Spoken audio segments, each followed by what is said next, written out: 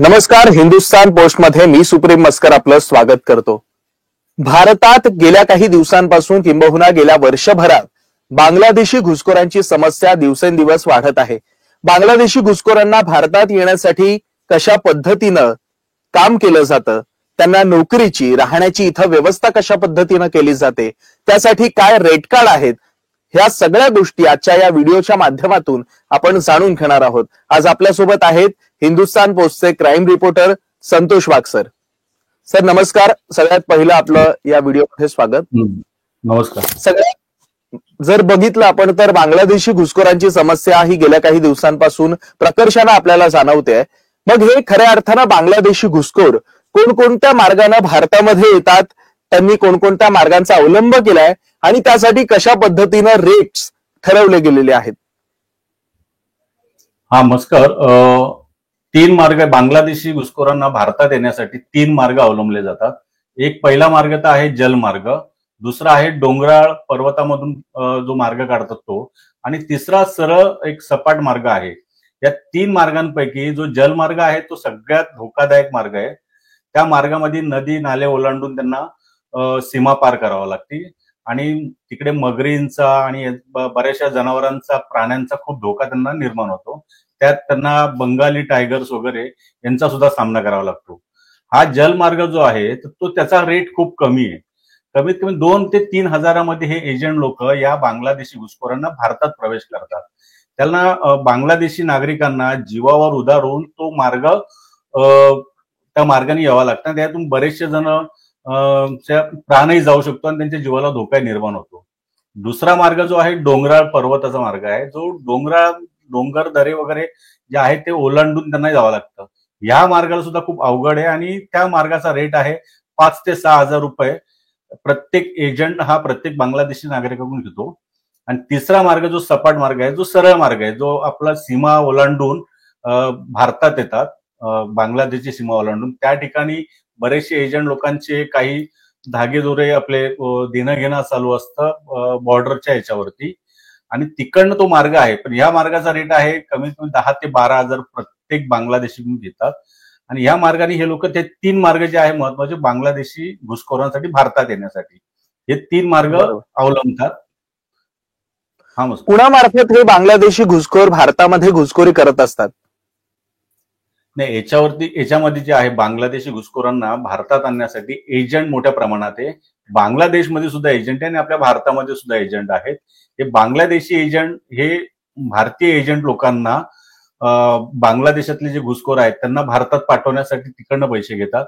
इकडे आपले जे भारतातले काही एजंट आहेत हे इकडनं भारतात आणून त्यांना इकडे कामधंदा म्हणजे नोकरी लावणं, त्यांची राहण्याची व्यवस्था करणं आणि त्यांना बोगस प्रमाणपत्र किंवा आधार कार्ड वगैरे तयार करून देणं, या प्रकारचे काम आपले भारतीय एजंट करतात. तिकडच्या एजंटचं काम आहे ते भारतीय एजंटच्या मार्फत भारतात पाठवून देणं बांगलादेशींना.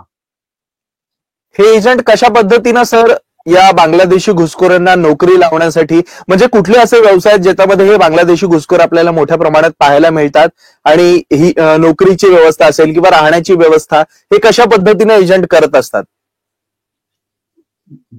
बांगलादेशी घुसखोरांसाठी भारतामध्ये अनेक म्हणजे मजुरी काम, फेरीवाले आणि ज्या गोष्टी हार्ड वर्किंग म्हणतात त्या ठिकाणी बांगलादेशी नागरिकांना खूप मागणी आहे.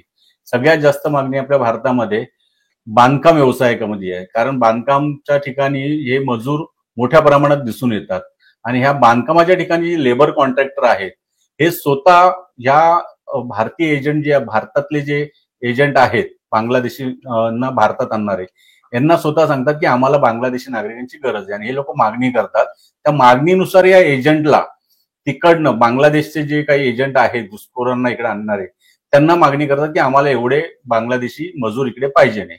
त्या पद्धतीने या बांगलादेशींना भारतात बोलवलं जातं आणि त्यांच्याकडून म्हणजे एक तर लेबर कॉन्ट्रॅक्टर प्रत्येक बांगलादेशी मार्गे त्या एजंटला कमिशन देतो. प्रत्येक बांगलादेशी त्यांची राहण्याची सोय स्वतः लेबर कॉन्ट्रॅक्टर करतो. कधी कधी एजंट लोक सुद्धा यांची राहण्याची स्लम म्हणजे झोपडपट्टी, बहुल झोपडपट्टी जो एरिया असतो त्या विभागामध्ये त्यांची राहण्याची सोय करतात. आता कागदपत्र बनवायचे म्हटलं की ही कागदपत्रासाठी एक वेगळी त्यांना अमाऊंट मोजावं लागते प्रत्येक बांगलादेशींना. त्याच्या मागे सुद्धा 5 ते 10 हजारापर्यंत मोजावं लागतात. यांचे आधार कार्ड बनावट बनतात, यांचे पॅन कार्ड बनावट बनतात, बाकीचे जे काही त्यांचे प्रमाणपत्र, जे शाळेचे दाखले वगैरे इकडे बनावट बनवल्या जातात. मोस्टली आतापर्यंत तपासामध्ये आलंय की सुरत आणि गुजरात या ठिकाणी मोठ्या प्रमाणात बोगस कागदपत्र बनवून बांगलादेशींना पुरवल्या जातात. आपण सर मगाशी रेड कार्ड संदर्भात बोललो, मात्र हे रेड कार्डचं प्रकरण नेमकं पोलिसांच्या किंबहुना आपल्या संपूर्ण या यंत्रणेच्या लक्षात कधी आलं, कसं आलं? आता नुकतंच मुंबई गुन्हे शाखेने 13 बांगलादेशींना अटक केली होती. त्यापैकी त्यांच्या हाती काही एजंट सुद्धा लागलेत, जे बांगलादेशी एजंट आहे, जे भारतात स्वतः काम करून राहतात आणि तिकडच्या बांगलादेशी मजुरांना किंवा बांगलादेशींना भारतात बोलवतात. त्यांच्या चौकशीमध्ये ही सगळी गोष्ट समोर आली की काही मजुरांनी सुद्धा पोलिसांना सांगितलं की आम्ही जेव्हा भारतात येतो तेव्हा आम्हाला या मार्गाने आणल्या जातात. त्यासाठी 3 मार्ग निवडले जातात. ज्यांच्याकडे पैसे असतात तर ते सरळ मार्ग म्हणजे मोठी रक्कम देऊन चांगल्या मार्गाने येतात, ज्या ठिकाणी कुठलीही अडचण येणार नाही, भीती निर्माण होणार नाही. आणि जे गरीब बांगलादेशी असतात, जे त्यांच्याकडे पैसा नसतो, ते जास्तीत जास्त जलमार्गाचा म्हणजे जलमार्गाचा वापर करतात. आणि या एजंट मार्फत भारतात हे सगळे बांगलादेशी मजूर किंवा घुसखोर येत असतात. आणि हे पोलिसांच्या तपासात त्यांनी चौकशीमध्ये पोलिसांना ह्या बांगलादेशी मजुरांनीच, काही मजुरांनी सांगितलं की आम्ही कुठल्या मार्गाने येतो आणि आम्हाला आणणार एजंट आमच्याकडून किती पैसे घेतात आणि आम्हाला भारतात कसं आणतात आणि कुठे ठेवतात, हे सगळं पोलिसांच्या तपासातच समोर आलंय. सर, आता संपूर्ण पोलिसांच्या तपासामध्ये या तीनही गोष्टी जेव्हा रेड कार्ड संदर्भात असतील किंवा कोणत्या मार्गाने हे बांगलादेशी घुसखोर भारतामध्ये प्रवेश करतात हे लक्षात आल्यानंतर आता संपूर्ण जी पोलीस यंत्रणा आहे ती कशा पद्धतीनं या घुसखोरांना रोखण्यासाठी काम करते? मस्कर, या म्हणजे जानेवारी महिन्यापासून खूप मोठ्या प्रमाणात बांगलादेशींना अटक करण्याची मोहीम राबवली जाते. आणि आता या जानेवारी महिन्यातच जवळपास 112 म्हणजे 15 दिवसामध्ये 112 ते 13 बांगलादेशींना अटक करून त्यांच्यावर गुन्हे दाखल करण्यात आले. हे जे बोगस कागदपत्र मिळणं किंवा आधार कार्ड मिळणं या पद्धतीचे त्यांच्यावर गुन्हे दाखल केले. आणि हे प्रकरण आता न्यायालयात आहे.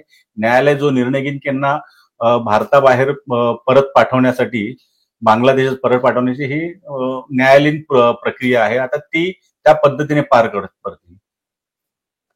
सर, आधीच्या प्रमाणात जर आता आपण बघितलं तर या जानेवारी महिन्यामध्ये सर्वाधिक बांगलादेशी घुसखोरांना पकडण्यात आलं, मात्र आताच्या घडीला पोलिसांनी त्यांच्या तपास यंत्रणांमध्ये काय बदल केले ज्यामुळे हे बांगलादेशी घुसखोर पटकन त्यांना ओळखीला येतात, किंवा त्यामागची काय रणनीती पोलिसांनी आखलेली आहे?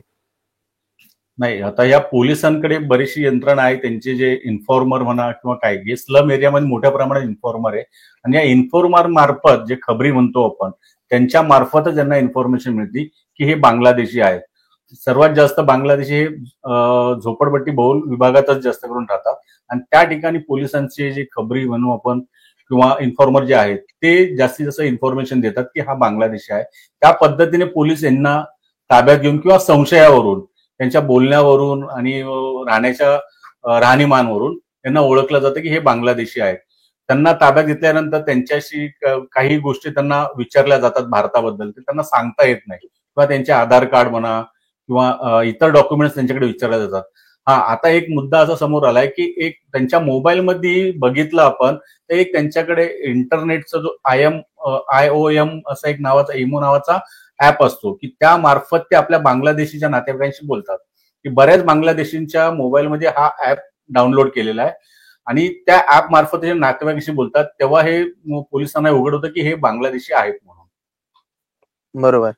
तर एकंदरीत बांगलादेशी घुसखोरांचा प्रश्न जो आहे तो दिवसेंदिवस वाढत चाललेला आहे, हा चिंतेचा विषय आहे. आणि या विषयावरती आपण आज वाघ सरांशी बोललो. वाघ सर, आपण या चर्चेमध्ये सहभागी झालात त्याबद्दल मी आपले धन्यवाद मानतो.